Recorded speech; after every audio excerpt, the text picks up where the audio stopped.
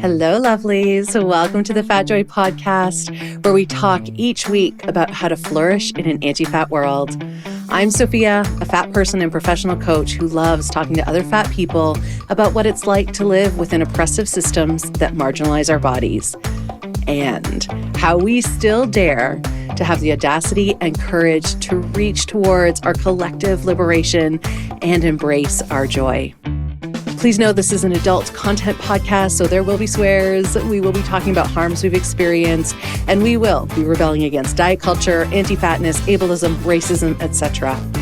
If you'd like to support the Fat Joy podcast and get bonus content as a thank you, please check us out at patreon.com/fatjoy. I am so glad you're here with us. Enjoy. Hello, lovelies. Welcome back to the Fat Joy podcast. I'm your host, Sophia Apostol, and with me today is Serra. Hi, Dawn. Hello.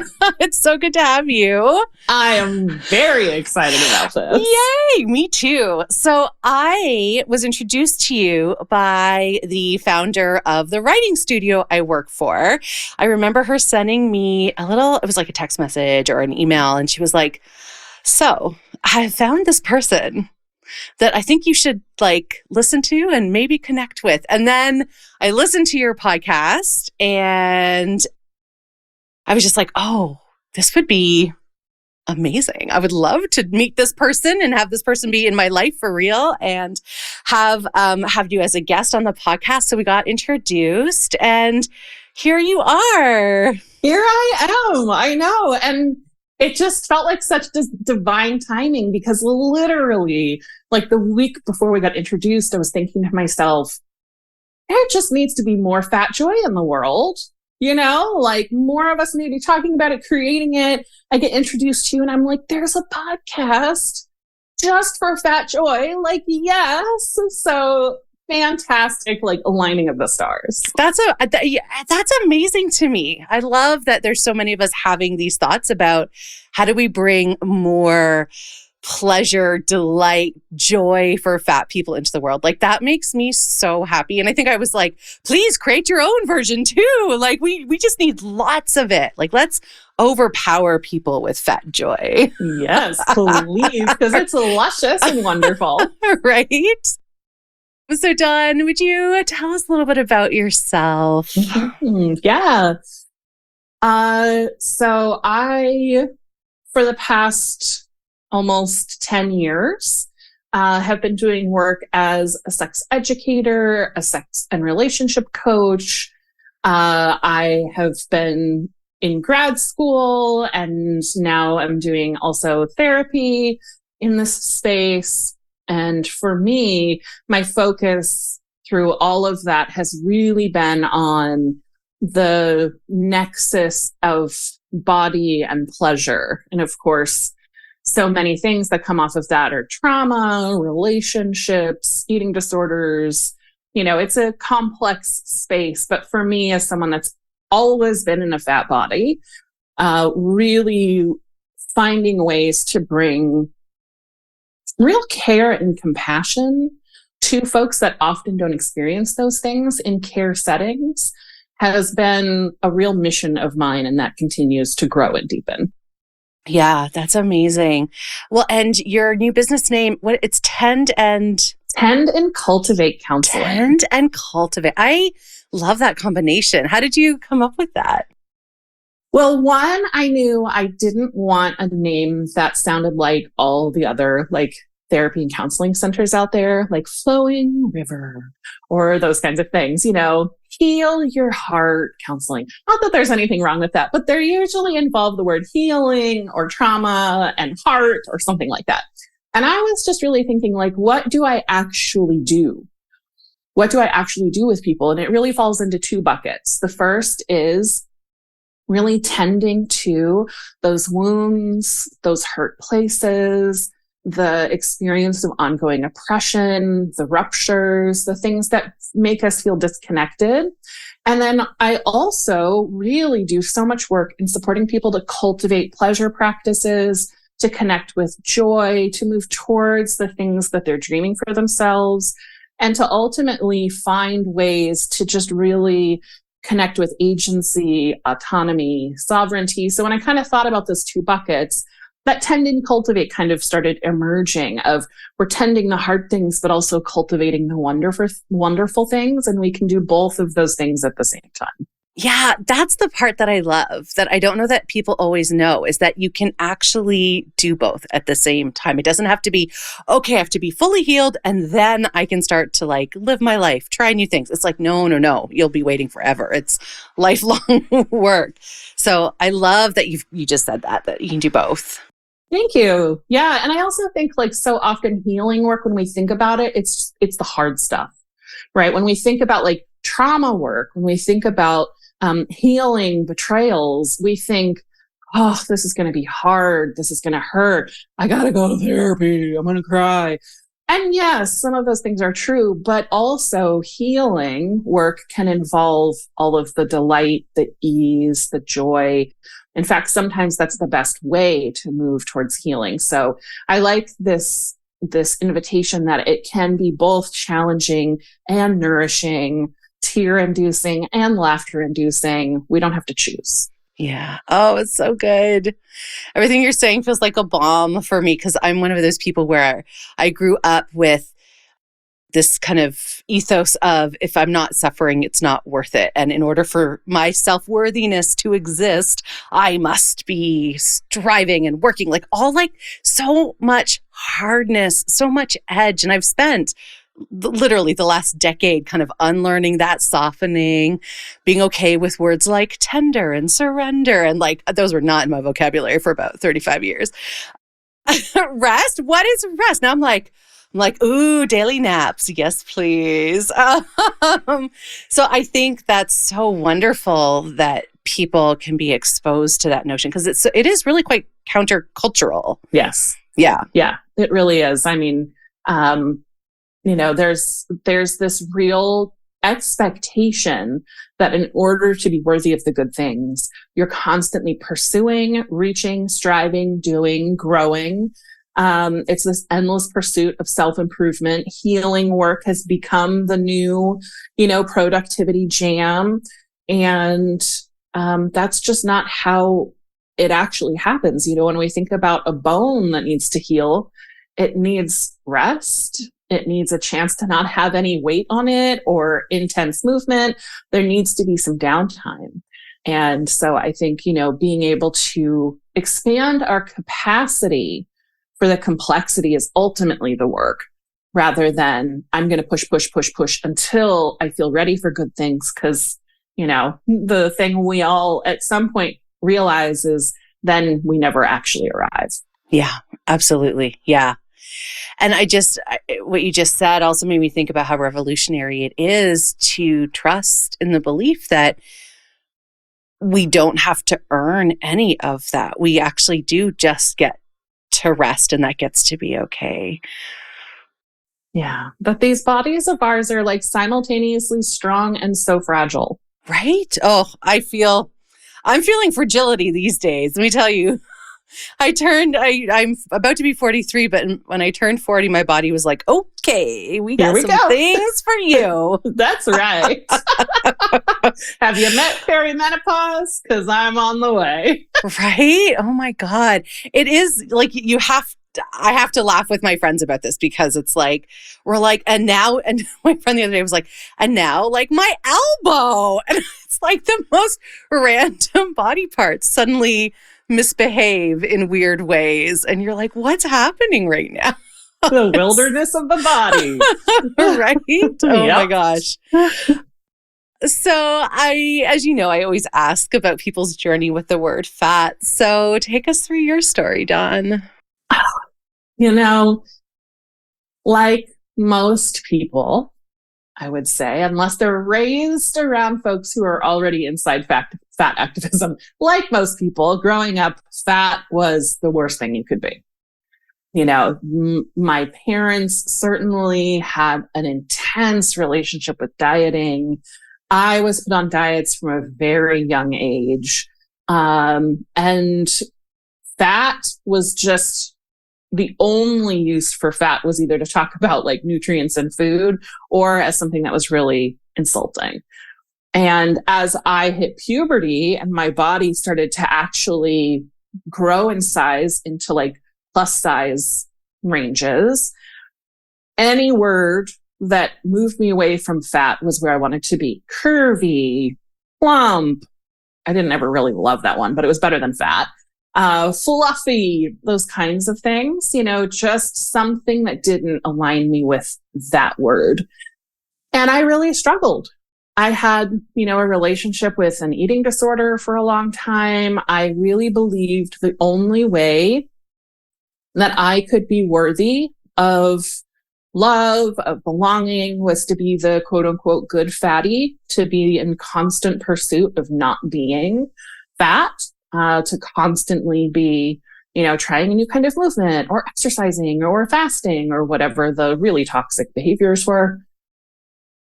And then I ended a 7-year relationship, and really was putting myself out into the world for the first time in a really long time, and feeling terror, like actual terror, that someone would see my body and run the other way.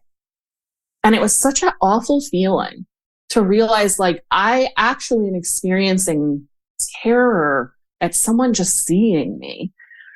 And right around that time, I read an essay by Jess Baker, Militant Baker, way back in the day.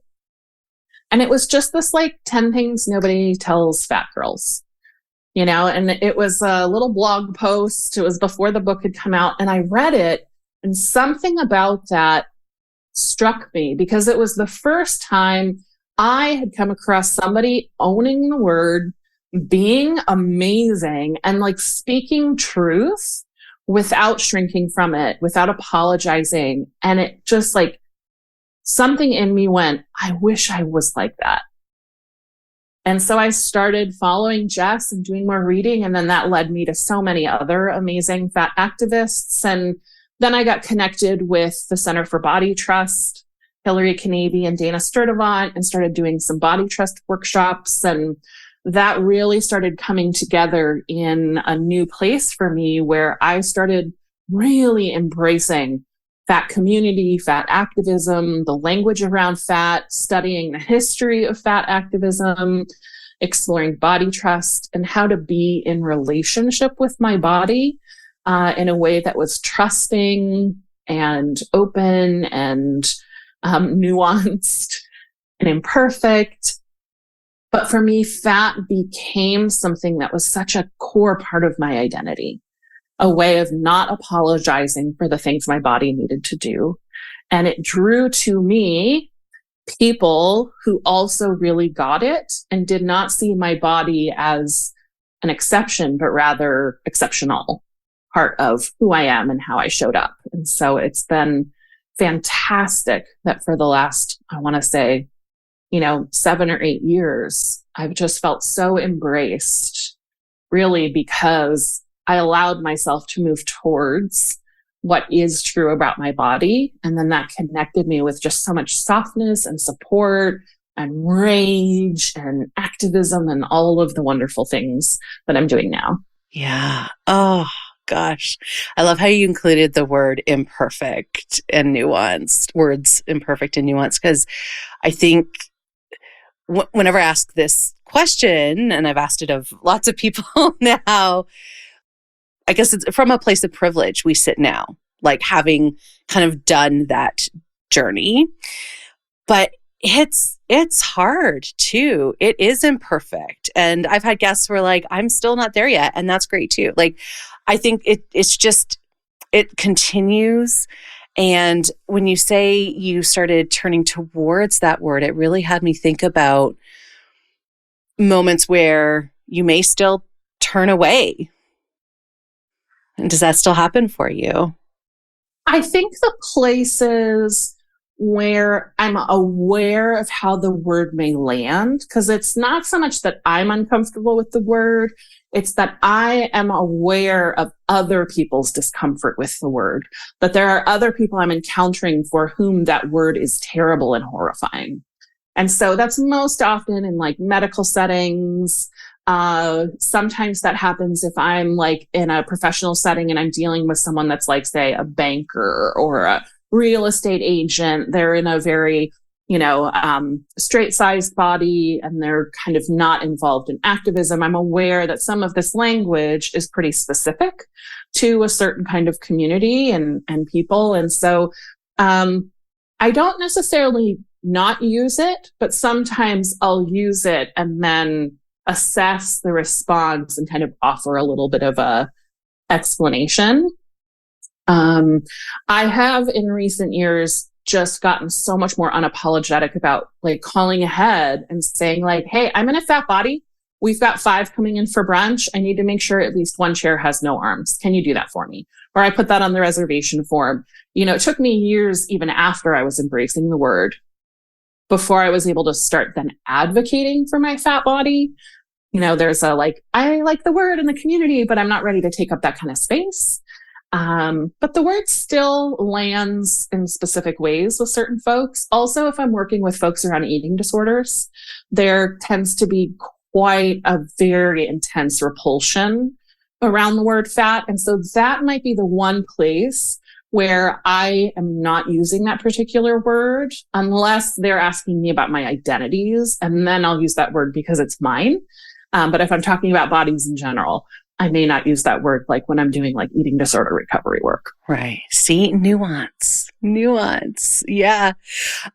I just have to brag for a second because I was surprised by this, but I think it was for the first time I called and made a reservation at a restaurant and said, but I stumbled when I was saying, because it was the first time I was like, yeah. So the gentleman was like, would you like a booth? I said, yeah, a booth, but does the table move? And he was kind of confused about why I'd asked that because he goes, oh, I don't know. I said, because I need to make sure. And what I wanted to say was, I need to make sure my boobs aren't resting on the table is what I wanted to say. And then I was like, no, don't say that to this guy. Like, I don't know if he's going to understand what I'm actually trying to say here. So I stumbled. It probably took me like 2 minutes to get out. Like, hey, I didn't say the word fat. So I have to think about that a little further because this was literally last night. And because I was so conscious of not wanting to like ruffle his feathers. And then I'm like, oh my God, but I use this word all the time. I throw it at doctors now. I'm like, don't say the O word. You use fat with me. Like, but it was a surprise. I think I got caught up by suddenly I was like bashful or something. But it felt good to own the request as messy, as imperfect as it was and say, look, this is what I need. I need a booth. I would love a booth if the table in the middle moves so that there's room for my body, or a table with chairs that have no arms. And it felt really good. And I think that was the first time I've done it, just because actually we haven't really been going out a lot. So I can't remember the last time I made a reservation. So I think maybe that's why. But yeah, I think I need to do it again and get into practice because I was so aware that I was awkward as hell doing it, which surprised me. The first time, it's also interesting to notice like my own journey with others supporting my body. Because about 5 years ago, I went to a writers and book conference that happens here in Vancouver with a friend of mine. And when we walked into the theater, she noticed before I did that I would not fit in the theater seats. And she immediately went over to the conference organizer, pulled them to the side and said, my friend's comfort matters to me, and she will not be comfortable in these seats. What can we do? And I stood there like, what is happening? I had never, ever had someone think about my comfort and then take action. Never. And I was stunned. And in that moment, I realized, a couple years ago, that would have horrified me. I would have been absolutely horrified that someone thought I don't fit in a space and I need some kind of accommodation. Because more than anything, at certain points in my life, I just wanted to fit in, not be seen, But by then I had done enough work that I was starting to kind of think about things like that, but I hadn't actually done it. And when she did that so unapologetically, I felt, one, so loved.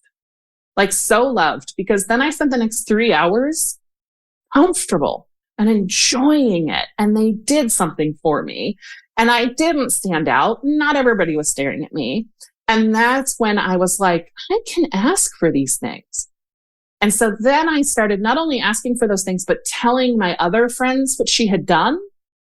And then they were like, hey, I want to do that for you. Like, if ever I forget or you need some support, let me know. And since then, more and more people have been like, hey, I got to the restaurant early and got us a booth that's got like a nice wide seat, or, those kinds of things. And so now it's not just me trying to do that. It's multiple people in my life.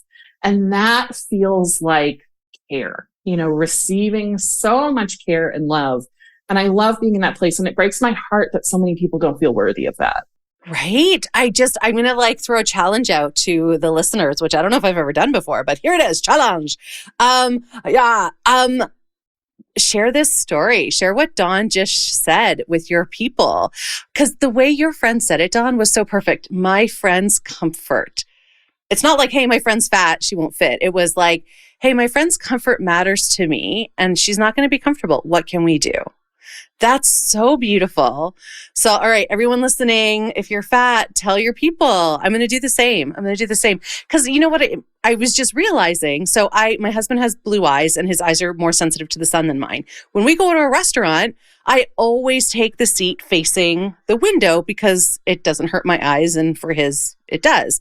I do that for another friend who's blue-eyed. I have another friend who I accommodate in other ways. Like, I actually do this for lots of other people, but I've never experienced them. And these people, if I asked them, they would do it because they love me, but I've just never thought to ask.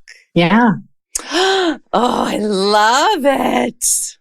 I want my body cared for by others.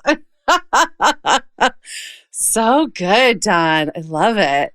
I feel like this is a perfect space to kind of get into this idea of body trust, of how do we trust our bodies. I mean, we just described a scenario where we walk into a restaurant or we walk into a theater and our body doesn't fit. And then suddenly, I know in the past, I'd be hating on my body, not trusting my body. So yeah, talk us through a little bit about this disruption that happens with our bodies.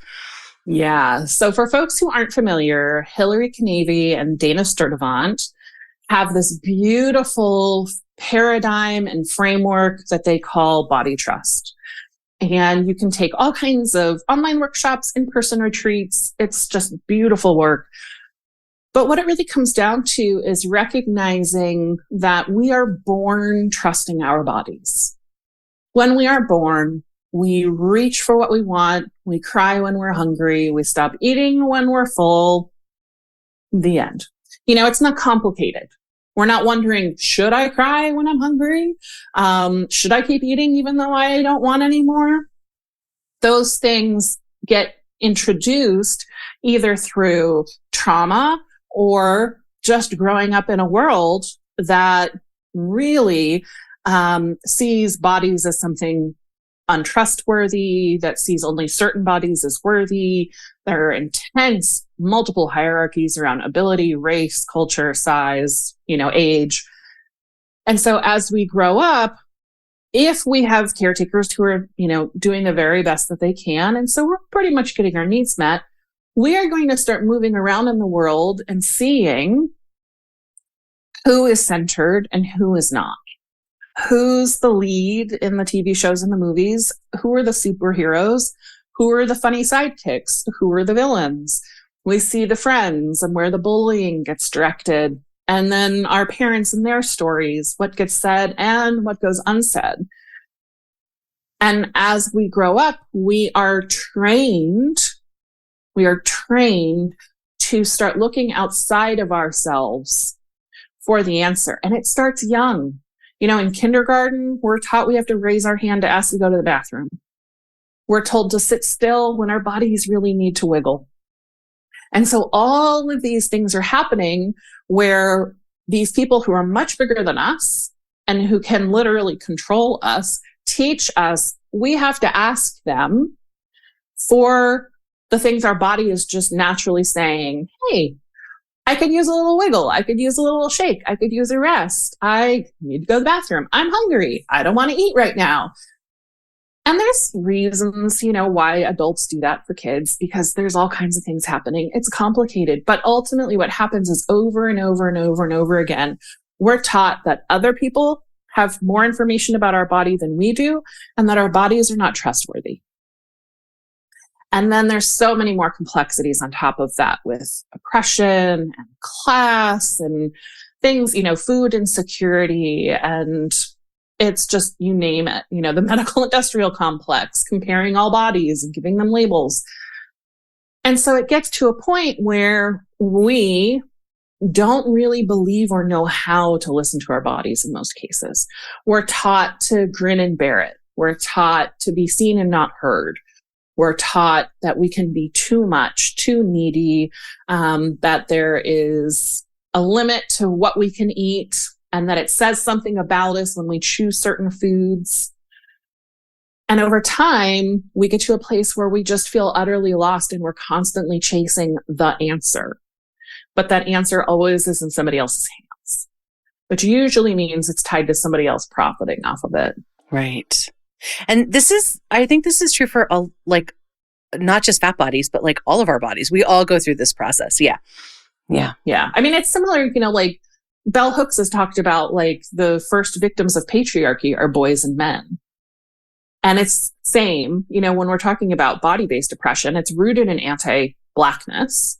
It's rooted in classism, and bodies that are thin, bodies that are, quote unquote fit and inside of kind of the definition of what a body should look like are also suffering, because so many people are terrified of their bodies aging, of their bodies softening, of their bodies shifting shape, of their bodies becoming injured or sick.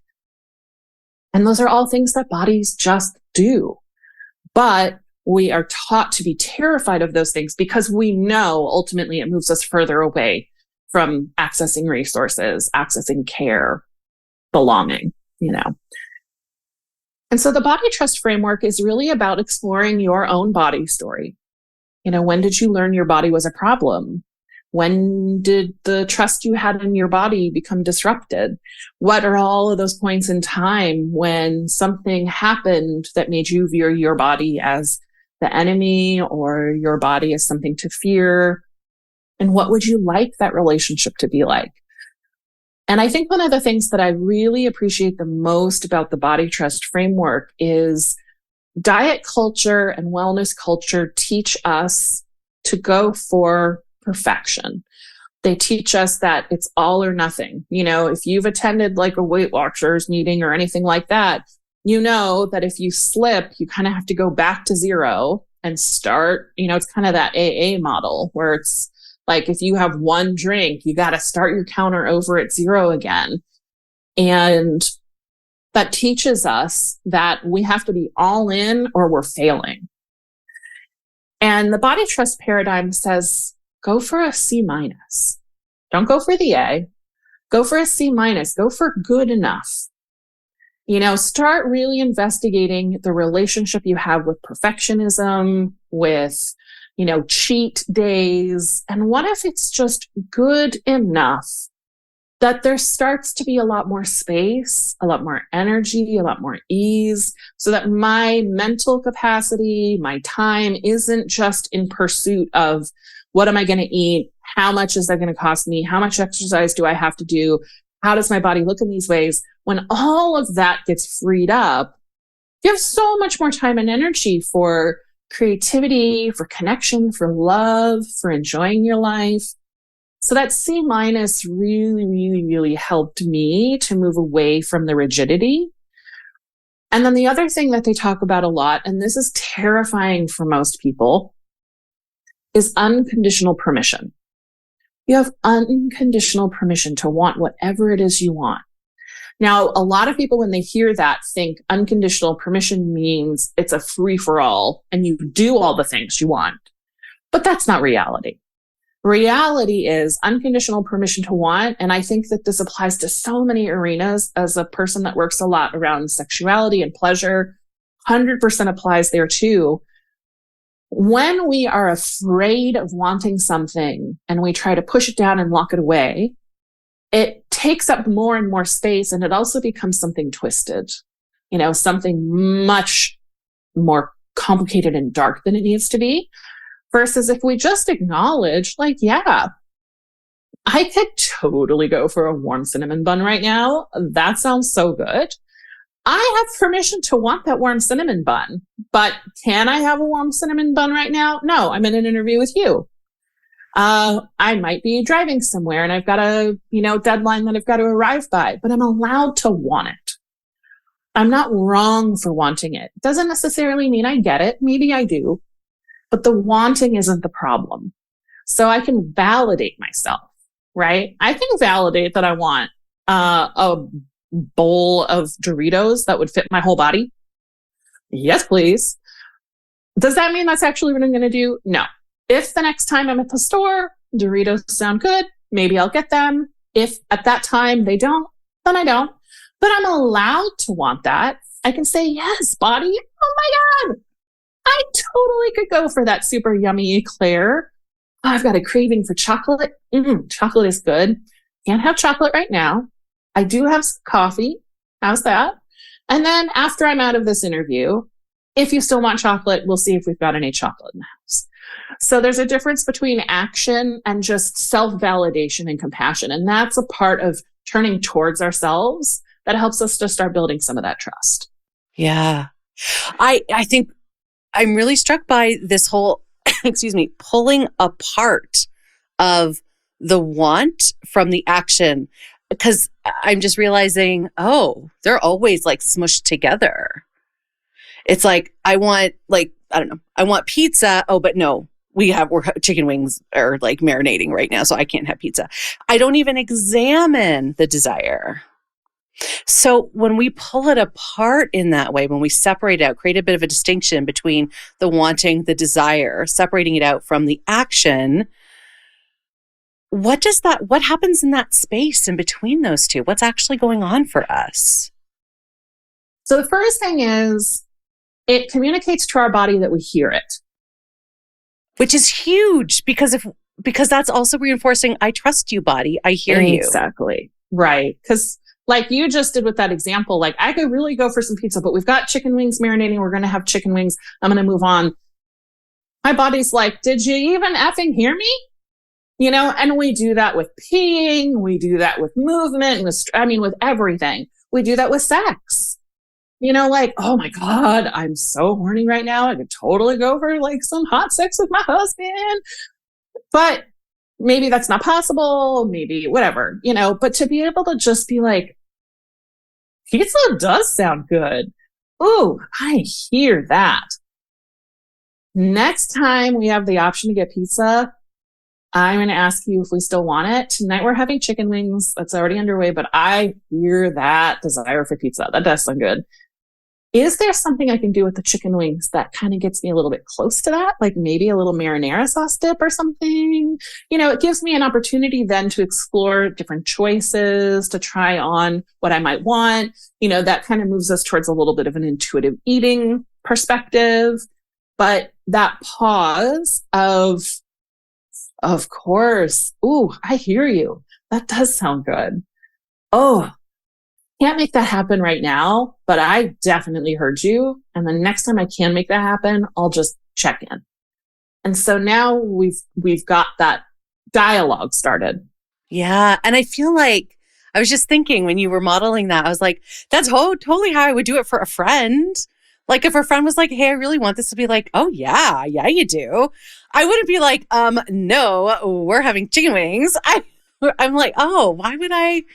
So it's like, I think I'll talk about myself, but I think I know how to do that, but I don't do it for myself. I don't turn it inwards in that way. And imagine a lot of people listening are like, oh yeah, me too. And I'll bet for the friend, if your friend came in and was like, oh my God, I had the worst day. I've been thinking about pizza all day. And you're like halfway through making chicken wings. You would probably be like, oh my God, pizza does sound really good. I'm working on these chicken wings. Should I keep working on the chicken wings? Or should I stick these in the freezer, make them tomorrow, and we do the pizza thing right now?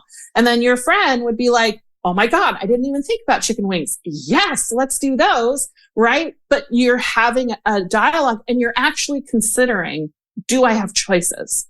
And you can do that for yourself too. If you get a really strong craving for pizza in the middle of making chicken wings, why not pause?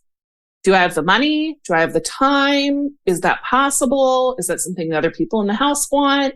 Maybe it's all no's, but that's okay. I heard you and I at least investigated the possibility.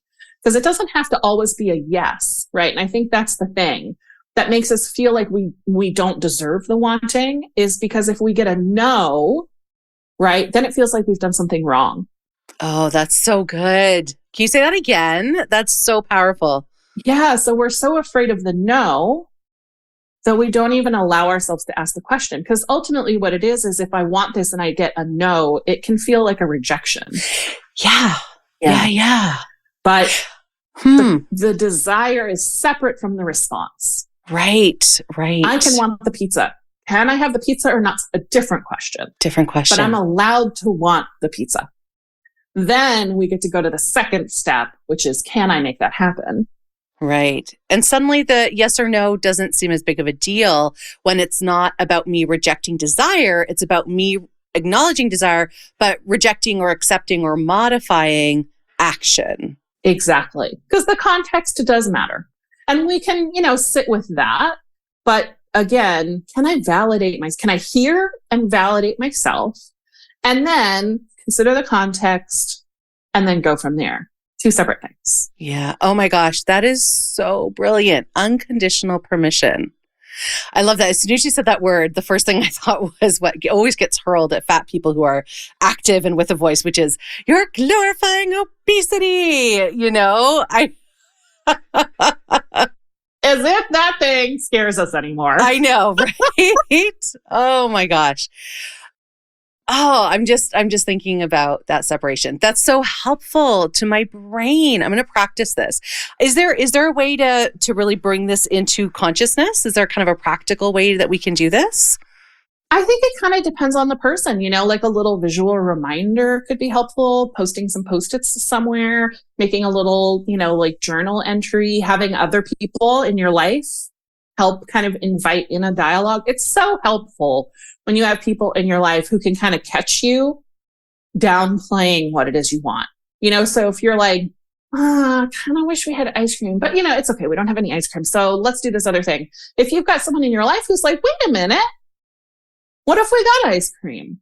Now you have the opportunity to actually ask yourself, do I really want ice cream?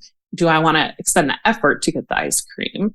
Is there something else? But I hear you that there's some part of me that's kind of interested in ice cream, right? So there can be, partnerships that you invite folks into to help you with that. Little Post-it notes, little things. A journaling practice, I think, is another good one for people where they're just kind of like, what are some of the things I wanted today? And did I give myself permission? Why didn't I give myself permission? But even just having the consciousness, you'll start noticing over time, again, we're going for that C-. So it's not all the time, just enough that you're kind of like, oh, I'm starting to notice some patterns. I'm starting to notice where I shut myself down, and it's probably going to be around the things that deep down inside you think are quote unquote bad. Yeah. Oh, so smart, so powerful. I love it. I also want to ensure that we chat about this idea of like kind of diving a little deeper into pleasure, into taking up space with our bodies, especially fat bodies, especially marginalized bodies, why it matters. And also this idea of like kind of what we already started, this idea of a practice, like putting in place a practice to support ourselves in doing this more if we want to. Over the years, one of the things that I've come to realize is pleasure is one of the most crucial and important ways that we can exercise our agency and our autonomy. If I really, truly have ownership over this body, if I truly get to choose what happens to it, who touches it, how I experience it, and this is how I experience my life. Pleasure is really a way of us owning that and saying, I get to decide. And I am probably not going to decide for bad, painful, awful things. Will those things still happen sometimes? Sure. Life is messy. But if I really am like, this is my body, nobody else can tell me whether or not that tasted good. Nobody else knows what that touch felt like. Nobody else knows what is happening for me in this moment and how I experience this emotion. Pleasure is really how we can exercise that ownership and arrive in the things that are so good about having a body. Because pleasure really is about three things. Arriving in the present moment. Pleasure only ever happens in the here and now. Being with our senses. Pleasure emerges through the senses. And taking into consideration the context, right? It's almost impossible to experience pleasure when we're under threat. But if we feel safe enough, we're probably going to be able to access some amount of pleasure.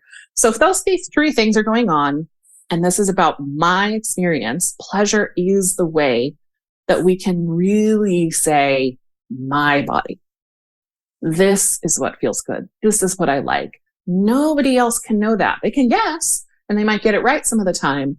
But pleasure is the ultimate expression of agency and autonomy.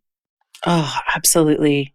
I remember maybe it was a couple of years ago, I first heard, this is like kind of when I was starting to do some anti-oppression work and learning, like all the different, like a lot of the different aspects, not all, I'm still learning, and I first heard the term pleasure activism, I think from Kai Cheng Tom, who I ended up doing a couple of workshops with.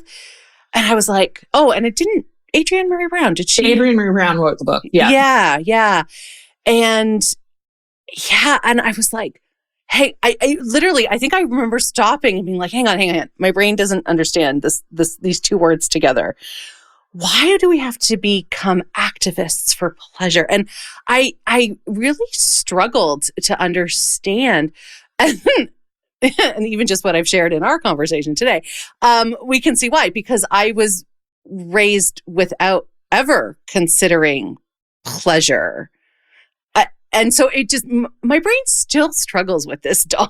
Like I'm still unlearning a lot of this. So why is it so hard? What have we done to ourselves that I can more easily embrace suffering than I can delight? I hate that.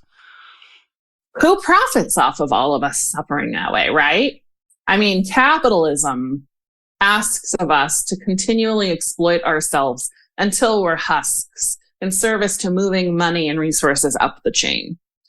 And folks who have power systems that profit from that don't want us to be focused on our pleasure, because when I'm really turning towards what is my body feeling capable of today, what's my capacity today, it might not be working 8 hours or 10 hours or 12 hours.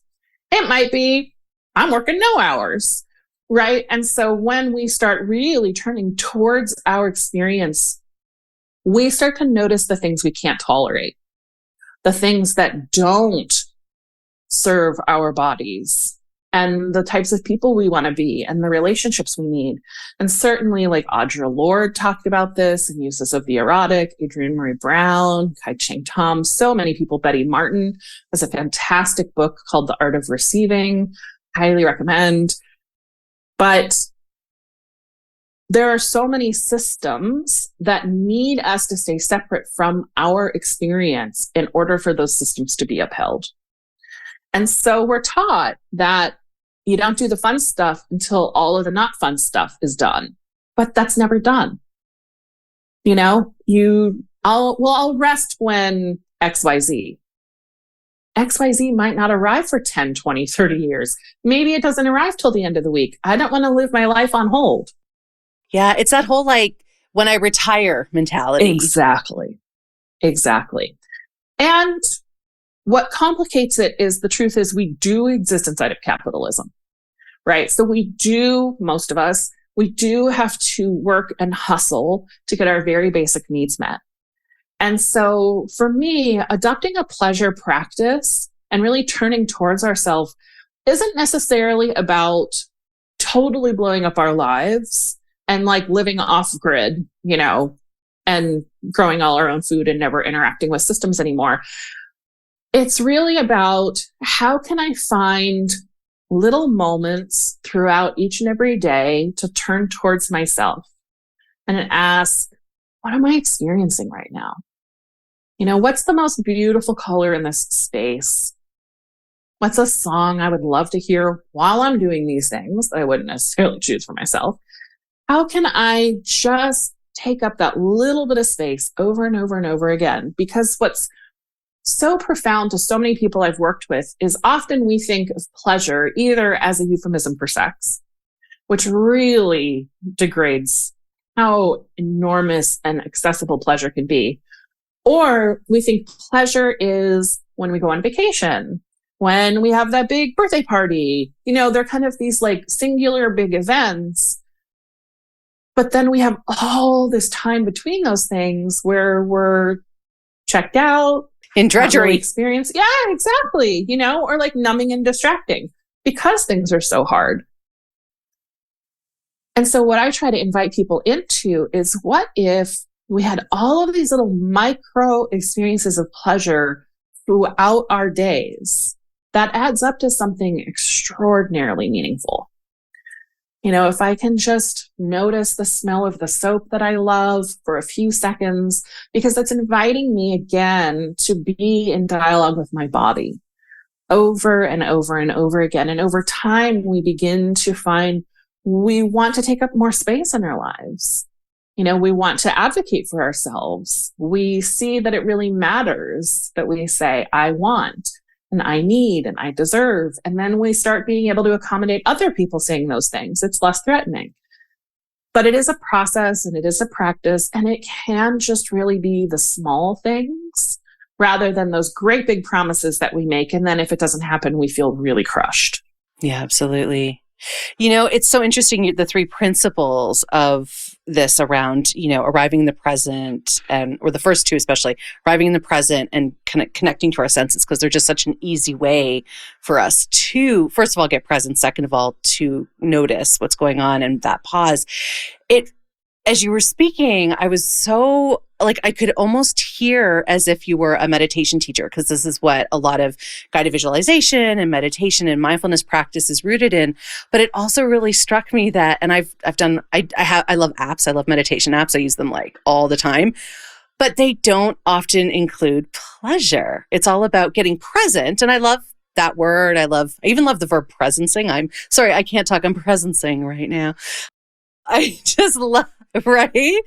But I'm also, I don't know, it seems like there's a bit of a disconnect there, because what I don't often hear about is, okay, we're doing this so that we can be in pleasure in our bodies. That pleasure piece is missing from a lot of, at least, the apps that I use for meditation, which are the, pretty big ones.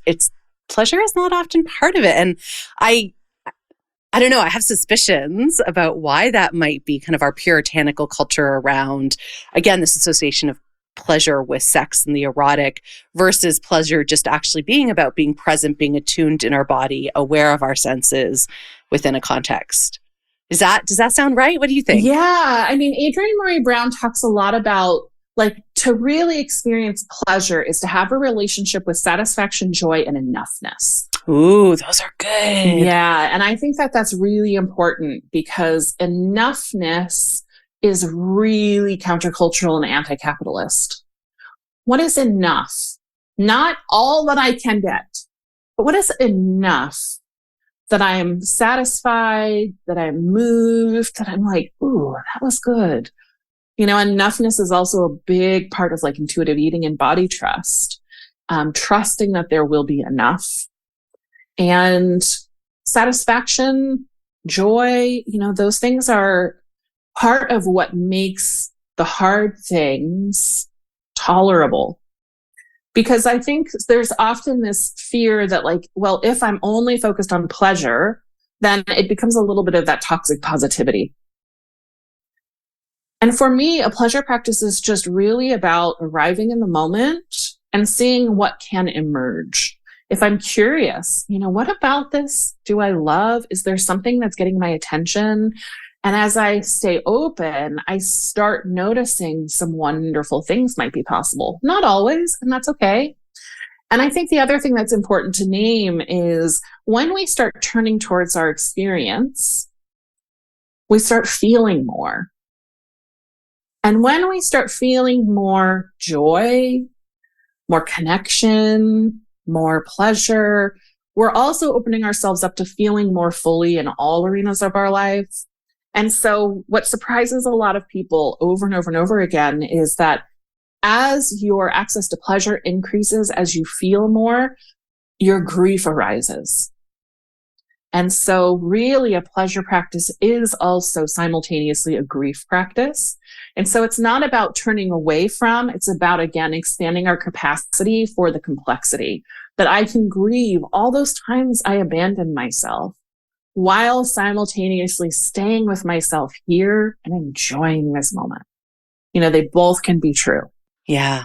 The paradox of that is always so hard for us as human beings, that we can hold both at this simultaneously of what feels oppositional. And it's, like, oh gosh, I feel like in my coaching practice, I'm forever talking about this with people. It's like, it doesn't have to be all or none, either or. Like, how do we actually hold both at the same time? And what's possible when we do that? Yeah.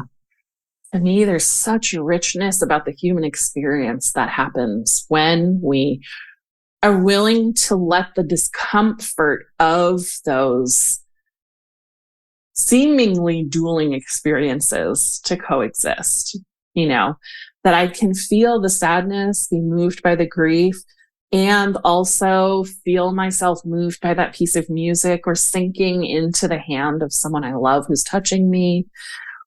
Both of those things can be happening, and that's because we are wonderfully complex. And it does take practice, because the temptation is to move away from the things that feel difficult. But then we also are moving away from pleasure. We're moving away from our experience. Yeah, yeah. For people who are fat, for people who live in marginalized bodies with marginalized identities, I'm thinking about trauma right now and how hard it is to, when there has been trauma, when there has been like the grief, the grief can be just overwhelming, right? So like, what do we do then? How do we move towards it in a way that feels held and safe, really? Yeah. Yeah. So the first thing is, it is so deeply liberatory for Black bodies, Indigenous bodies, disabled bodies, trans bodies, bodies that are, financially disenfranchised, immigrant bodies, fat bodies, for all of these folks who are literally experiencing ongoing violence and an attempt at ongoing erasure and genocide. What a liberatory practice to say, my pleasure matters. This body holds wisdom and deserves to feel good.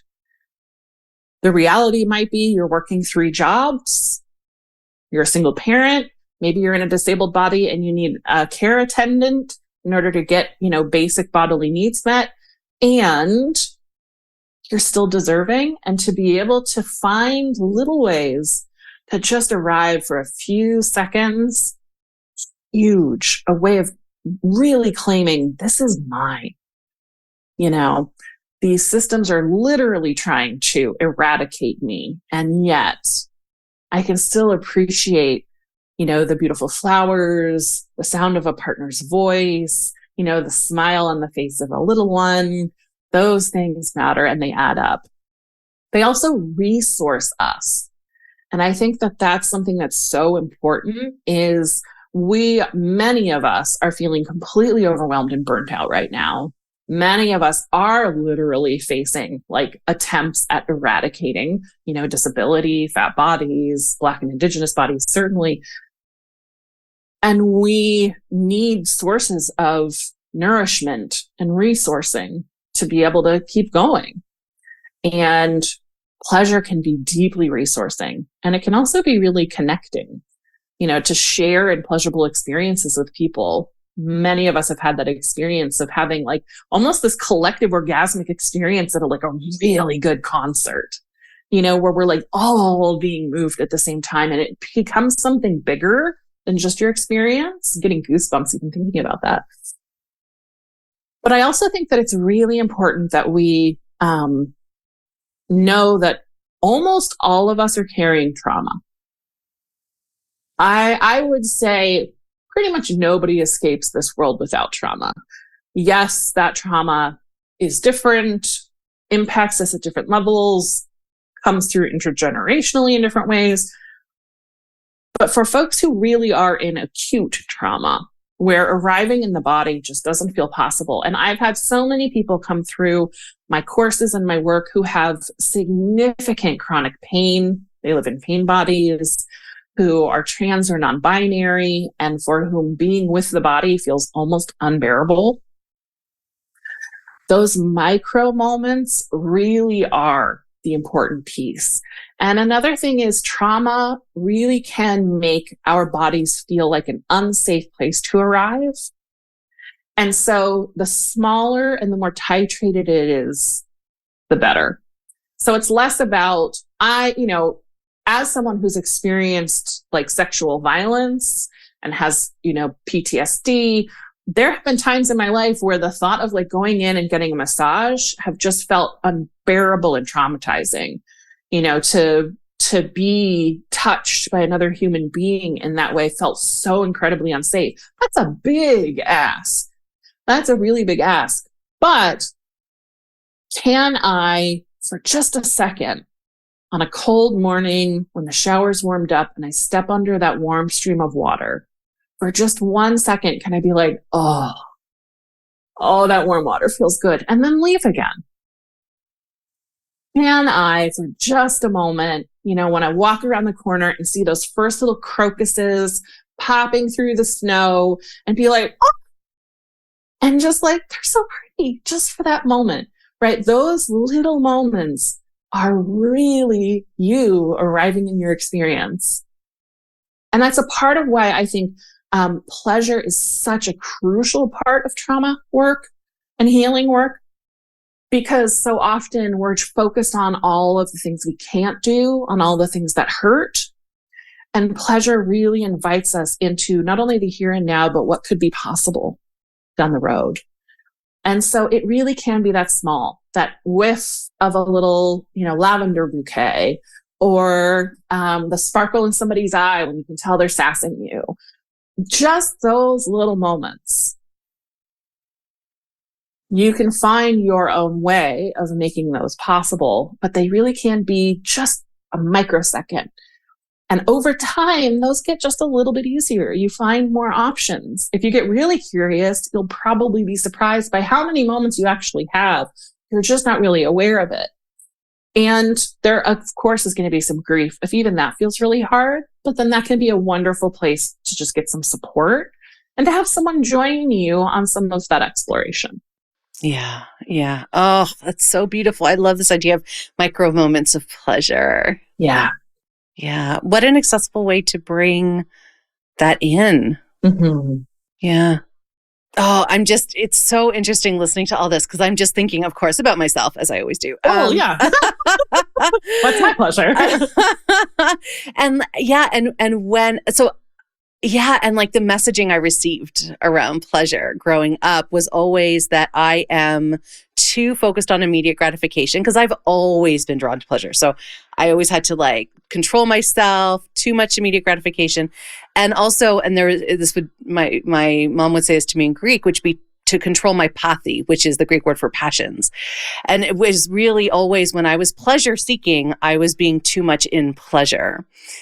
And it just is really kind of, I'm having this moment where all of this I can hear the voice, like it's rushing over me right now. And I'm like, oh yeah, I was taught to diminish that it is not to be trusted. Like, it's really clear where a lot of this comes from. I imagine as people are listening, they might have their own versions of voices in their own minds. And, and I know I have no anger towards my family. I understand where this comes from and their background. And again, talk about epigenetic generational trauma. We have lots of that. Like, so I understand it. And I love this gift of, I've done a lot of mindfulness work, but I don't think I've done as deep a dive on pleasure work, like really thinking about allowing myself to move towards pleasure as opposed to, I think what I tend to do, I'm curious if this is often what happens for people. It's like, I'll allow myself this little bit here and this little bit there. And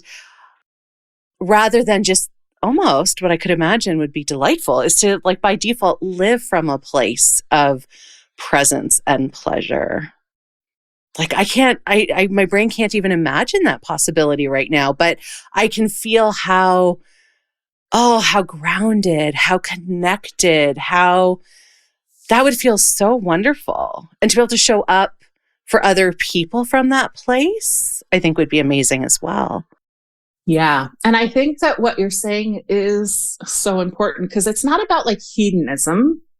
It's not about performance. It's not about like me before everyone else. And it's super tempting inside of the systems we're in, especially if you're kind of higher up in like the privilege scale. If you're like a white, cis, wealthy man, there are stories about pleasure means exploitation, hoarding, taking because you just inherently are deserving because you're a better human being. This is not that. This really is what you just said about that presence, that groundedness. When I'm really connected with my experience, that means I'm going to experience hard things, complicated things, things that are meh. But it also, if I can just stay curious and open, there's so many more opportunities for that yummy yes. And this is why pleasure work is intimately tied with boundary work, right? Because if I'm present with my experience and I notice, ooh, that would feel really good. It's risky to ask if it involves somebody else, right? And if it doesn't feel good, it's also risky to say, I don't want that. Because it means being seen, being vulnerable, and the other person might have a reaction to that. And so some of this work is a visibility work. It's being able to say, I really want that, knowing the other person might not. And that doesn't mean the wanting was wrong. It just means they're having their own experience. Again, that separation. Or realizing, that actually isn't something that I really want. Like I'm checking in with myself and I'm just noticing, no, I don't want to do that today. And that means facing somebody else's disappointment, anger, frustration. And again, those feelings are not bad. And your no is not wrong. Both can be true at the same time. But to really be from that grounded, centered place, it's not about extracting or taking or manipulating or trying to get those twisted kind of things that emerge. It's really just about being here and wondering, ooh, would I like more? Would that feel good? Do I feel satisfied? Considering the context of this moment, how would I like to be in relation with this person? Would I like more closeness? Would I like a little space? Would I like a foot rub? I get to notice those things about my experience. And then if I choose to enter into then some type of dialogue with other, and then it might be fulfilled, it might not, but that's separate again from me just being with my experience. And moving towards pleasure, again, doesn't always mean you're going to get it, but you're validating your own experience. And that takes so much of the charge off. Yeah. Yeah. I'm laughing in my head right now because I imagine the first kind of challenge to this that I might bring up would be Oh my God, that would be so slow. That's going to take so much time. Like, right? Because like we're used to living where we don't pause. We don't slow down and think. We haven't built in spaciousness. Most of us have not built spaciousness into our day for lots of reasons, that we just talked about. Well, we are in the machine and we kind of have to do things. So if that is like but Dawn, I don't have time for that, or how do I slow down that much? What would you say? Well, I would say two things. One, that's C-, right? We're not trying to do it all the time, always right. The temptation is, I'm going to all or nothing it. If I can't do this all the way, I'm not doing any of it. And you miss out on so much. So what if it's good enough? I do it sometimes. That for me is such a permission slip. What is just a good enough practice? How do I do this some of the time? When I have the time or the energy, do I need to change some things so that I've got a little bit more resource to be able to do this? Those kinds of things. A lot of self-compassion in that. And then the other thing is, as it becomes a little bit more practiced, you're able to connect with it with much less effort. But it does take practice, and there will always be places, times, and people that move you way away from your experience. And for me, those are fantastic places for some real self-validation. For example, if I'm going to go out to lunch with my mom, just like in general, talking about moms, if I'm going to go out to lunch with my mom and what I know I really want is the lasagna, but my mom always comments on my body and what I eat, and then it turns into a thing. If in the moment I'm able to say, I know I want that lasagna, and God, that would be so good, but I've had a really stressful week. I'm exhausted. I do not want to have to enter into that emotional labor with my mom. So the wisest choice I can make in this moment to protect my energy is the salad, to avoid that whole rigmarole. And then afterwards, if I want more, I can give that to myself when my mom's not present. That ultimately for me is intuitive eating, body trust, and a pleasure practice all rolled into one. Oh my God.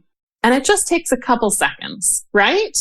I just want to yell at my mom and order the lasagna to go. Yeah, exactly. No, it's terrible. F you, lady. I love this example so much because you're right. Like, oh my God, I'm just so aware of how I still have so much work to do around like tenderness. Like that is a tender, gentle option of compassion for self that you just laid out. It's like, I don't need to have a fight. I don't need to do the emotional labor if I'm not resourced for it. So let me just do this. I'm not giving myself away. I'm not losing my power or my authenticity. I'm actually really honoring the multiple truths that are present in this moment. Yes. I am choosing myself. I'm considering the cost of all the things. For me, do I really want that rebellion? I'm feeling the rebellion. So I'm going to get the lasagna and let's have it out. Or am I pooped and I'd rather just check in later and get like a yummy snack on my way home, have a nice time with my mom, have the salad, validate myself, and then afterwards be like, anything else feel good? And I can give that to myself. And all of those negotiations, when we just start to get a little bit more practice, really only take a couple seconds. So do I fly through my day for large chunks of time without being aware of my experience? Absolutely. And I also have so many moments throughout my day, because I've done this for years, where I just have all these little moments of delight and yes, and really thinking about what's my experience. Sometimes eating past full is the best choice because maybe it's a food you only get to have once a year and you just want to know. That is such a gift to self to choose that. And I think that's the thing that I just want everyone to keep coming back to is, am I listening to myself and considering the context with as much compassion as possible? Can I choose something rather than allowing it to kind of happen and be like a reaction, that I'm doing unconsciously? Yeah. Beautiful. Oh my gosh. So good. I have so many notes for myself written down. And I just want to say, I'm so glad that my partner and I are going to be working with you as our coach / therapist, because I'm just, even as we're talking, I'm like, oh, this is where this comes into our dynamic in this way. And I'm like, I'm so glad that we get to continue this conversation in a therapeutic setting. Cause I'm like, yeah, I'm so excited to work on this stuff further. So, Dawn, let's talk about joy. It's like the perfect topic for what we've been exploring. How do you stay connected to your joy? Okay. So one of my superpowers that I love about myself, and seems to be kind of rare actually, is I love play. It's like one of my core personality traits. And so every single day, I find big and small ways to play. So they can be just like little micro moments of, like a silly little, I don't know, like grab of a butt and, a sassy remark.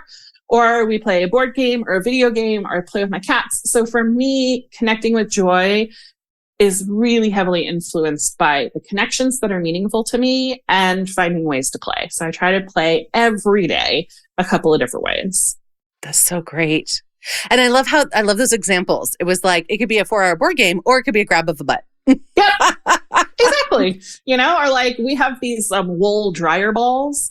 We've made up dozens of games with these little wool dryer balls, but sometimes it's just like poking around the corner and launching a missile of a dryer ball at Alex and running away. And then like we laugh, but we go right back to what we were working on. So just those little moments are just like that little like, ha, ha, ha, okay, back to my spreadsheet or whatever. Oh, so good. Again, it's almost like these micro moments of playfulness that can be present. Oh, so good. Oh, Dawn, this has been such a pleasure. Speaking of pleasure, I loved our conversation. I love that there's so many practical things for people who've been listening to start to play with. Of course, I'll include your information if anyone wants to reach out and connect with you further and the beautiful business that you're building. Yeah, I'm just so grateful. Thank you, Dawn. Thank you so much for having me. This was such a fun conversation. Yay.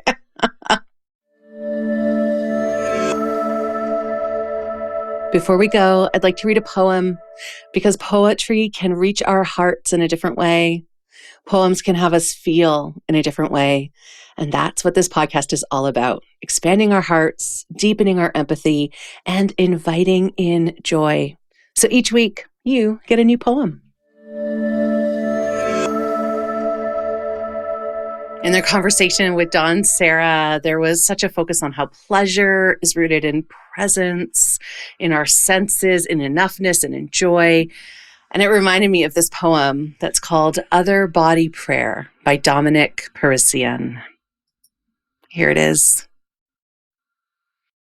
Oh, let us be like you, flawed, failures, singular and successful.